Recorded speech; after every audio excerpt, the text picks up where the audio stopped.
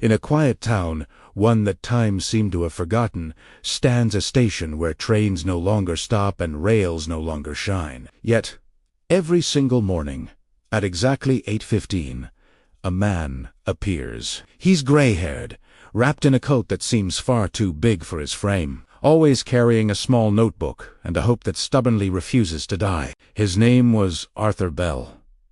But to the people in town, he was simply the old man at the station. They had their own stories about him. They'd say he was mad, that he'd been waiting for a train that hadn't run its course for 50 years. They laughed, they whispered behind their hands, but Arthur never offered a word in return. He just sat there, his eyes fixed on the horizon, as if the dense fog itself held the answer to a question only he remembered.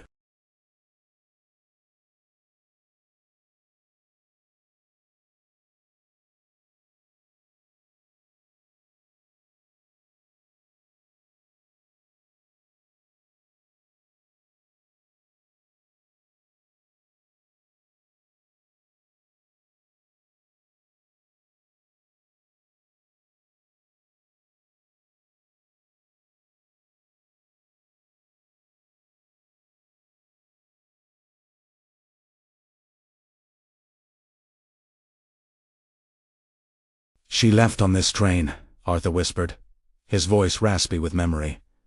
52 years ago. She promised she'd come back when the roses bloomed again. The young man froze. The words caught in his throat. He didn't know what to say to that. Arthur's eyes softened, lost in the memory held within the photograph. "Her name was Margaret," he continued. "We were so young. She had this incredible fire in her. She wanted to see the world, to help others in faraway places. I just wanted to keep her here with me. But real love, it doesn't hold you captive. It sets you free." He looked down at the faded image. "So, I let her go. And I've been waiting ever since." The young man felt a wave of sadness. He wanted to tell Arthur that it was hopeless, that 50 years is far too long to wait for anyone.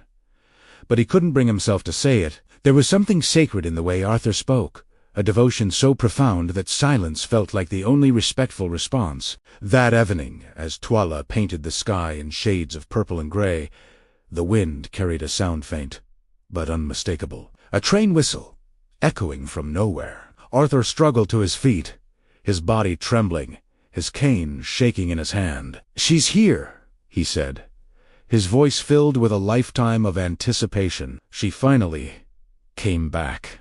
The young man looked down the tracks, seeing only the swirling fog and the 2 lines of silent, empty rails. But when he looked back at Arthur, the old man was smiling, tears glistening on his weathered cheeks. He slowly sat back down on the bench, that peaceful smile never leaving his face, and gently closed his eyes. The next morning, the 8:15 bench was empty. All that was left was Arthur's small notebook. The young man picked it up and opened it to the last page. Inside, there was one final, trembling line of handwriting. "Some promises take a lifetime to keep." And though the 8:15 train never physically arrived that day, for Arthur Bell, it finally did.